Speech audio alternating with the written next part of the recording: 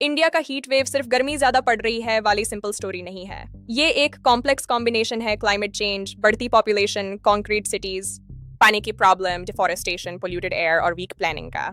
आज जो हम अप्रैल में जून की गर्मी देखते हैं वो पहले भी होती थी, लेकिन अब इंटेंसिटी, ड्यूरेशन और फ्रीक्वेंसी सब बढ़ चुके हैं।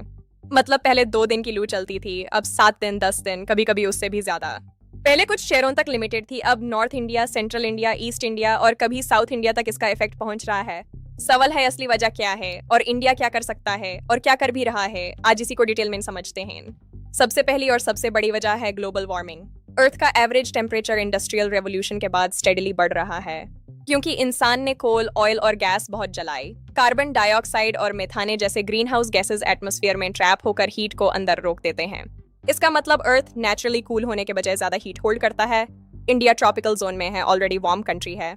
जब ग्लोबल एवरेज थोड़ा भी बढ़ता है, इंडिया जैसे रीजन्स में इफेक्ट काफी अग्रेसिव फील होता है। इसलिए 1 डिग्री ग्लोबल राइज भी यहाँ डेडली हीट वेव बन सकता है।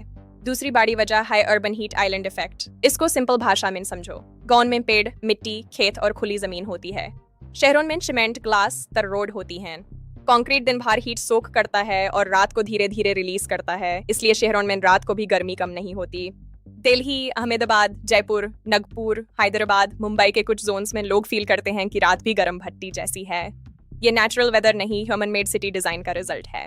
तीसरी वजह है पेड़ों का कटना और ग्रीन कवर का कम होना। ट्रीज नेचुरल एसी होते हैं, शेड देते हैं, ट्रांसपिरेशन से हवा ठंडी करते हैं। जब सिटीज एक्सपैंड होती हैं और फॉरेस्ट कट होते हैं तो कूलिंग सिस्टम डिस्ट्रॉय हो जाता है।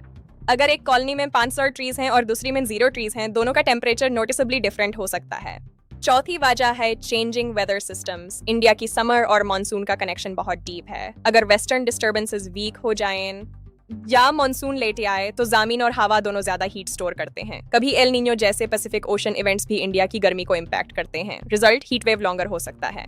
पांचवी वजह है वाटर स्ट्रेस। जब जमीन सूखी होती है, लेक्स और पॉन्ड्स ड्राई होते हैं, तो सनलाइट काफी एनर्जी इवेपोरेशन में यूज नहीं होती, वो सीधा लैंड को हीट करती है। मॉइस्ट सॉइल नेचुरल कूलर होती है, ड्राई सॉइल हॉटर होती है, इसलिए ड्राउट हिट एरियाज में गर्मी और तेज लगती है। अब सवाल, क्या ये सिर्फ वेदर इश्यू है? बिल्कुल नहीं, ये इकोनॉमिक, हेल्थ और सोशल क्राइसिस भी है। Daily veg workers, delivery workers, farmers सबसे ज्यादा रिस्क में होते हैं। एसी ऑफिस में बैठा आदमी डिस्कम्फर्ट फील करता है, लेकिन रोड साइड मजदूर के लिए ये लाइफ थ्रेटनिंग हो सकता है।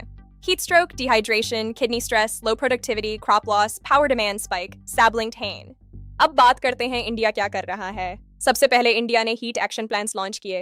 अहमदाबाद दुनिया के अर्लीस्ट सक्सेसफुल एग्जाम्पल्स में से एक माना जाता है। जब सीवियर हीट फोरकास्ट होती है, अलर्ट्स इश्यू होते हैं, हॉस्पिटल्स प्रिपेयर होते हैं, वाटर पॉइंट्स एक्टिवेट होते हैं। अब कई सिटीज और स्टेट्स इस मॉडल को अडॉप्ट कर चुके हैं। दूसरा काम, IMD यानी इंडिया मीटियोलॉजिकल डिपार्टमेंट का फोरकास्टिंग सिस्टम इंप्रूव हुआ है। आज heat wave alerts, colour coded warnings पहले से काफी बेटर हैं। तीसरा काम, जल जीवन मिशन और वाटर इंफ्रास्ट्रक्चर पे काम। हर घर नल से पानी मिशन सिर्फ कन्वीनियंस नहीं, हीट रेजिलियंस भी है। पानी अवेलेबल होता है तो डिहाइड्रेशन कम होती है। चौथा, renewable energy expansion. India solar power aggressively expand कर रहा है। कोल डिपेंडेंसी कम करना लॉन्ग टर्म क्लाइमेट मिटिगेशन का पार्ट है। फ्यूचर वार्मिंग को स्लो करने में हेल्प मिलेगी।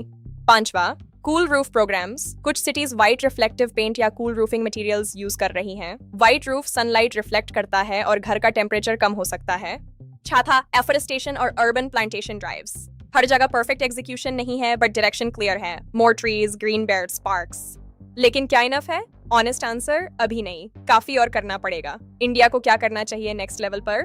नंबर 1, सिटी डिजाइन बदलना होगा। Wider shaded footpaths, tree lined roads, parks और वाटर बॉडीज प्रिजर्व करने होंगे। अगर सिटी सिर्फ कंक्रीट जंगल होगी तो गर्मी और ट्रैप होगी। नंबर 2, बिल्डिंग कोड्स स्ट्रिक्ट होने चाहिए। न्यू अपार्टमेंट्स में पैसिव कूलिंग डिजाइन हो, वेंटिलेशन, इंसुलेशन, शेडेड विंडोज। हर बिल्डिंग को ग्लास फर्नेस बनाना स्मार्ट प्लानिंग नहीं है। Number 3, worker protection laws stronger होने चाहिए। पीक आफ्टरनून में outdoor work pause windows, hydration breaks, emergency shade zones होनी चाहिए। नंबर 4, वाटर बॉडीज बचाने होंगे। लेक्स फिल करके मॉल बनाना शॉर्ट टर्म प्रॉफिट है, long term disaster. Number 5, public awareness. Symptom recognition जरूरी है, एक्शन लाइफ सेव कर सकता है। Number 6, agriculture adaptation. Heat resistant crops, micro irrigation, weather insurance, ये सब अब ऑप्शनल नहीं है। अब एक इंपॉर्टेंट मिथ तोड़ते हैं। पहले भी गर्मी पड़ती थी, हाँ पड़ती थी, लेकिन डेटा दिखाता है कि अब एक्सट्रीम्स ज्यादा फ्रीक्वेंट और ज्यादा सिवियर हो रहे हैं। मिथ, सिर्फ नॉर्थ इंडिया में होता है? नहीं, डिफरेंट फॉर्म्स में central India, coastal humidity zones, south India सब इम्पैक्ट हो सकते हैं। कोस्टल एरियाज में ह्यूमिड हीट और डेंजरस हो सकती है क्योंकि बॉडी स्वेट से कूल नहीं हो पाती। फाइनल बात, हीट वेव फ्यूचर का इश्यू नहीं है, ये प्रेजेंट का इश्यू है। इंडिया को सिमल्टेनियसली दो चीजें करनी होंगी, एडेप्टेशन और मिटिगेशन। गुड न्यूज ये है कि इंडिया कुछ काम ऑलरेडी कर रहा है, बैड न्यूज ये है कि स्पीड और बढ़ानी पड़ेगी। अगले कुछ सालों में जिस सिटी ने ट्रीज, वाटर और स्मार्ट प्लानिंग पे इन्वेस्ट किया वही सरवाइव करेगी बेटर। जो सिटी सिर्फ सीमेंट और ग्लास बनाएगी वहां गर्मी क्राइसिस बन जाएगी। हीट वेव सिर्फ टेम्परेचर नहीं होता, ये प्लानिंग का रिपोर्ट कार्ड होता है।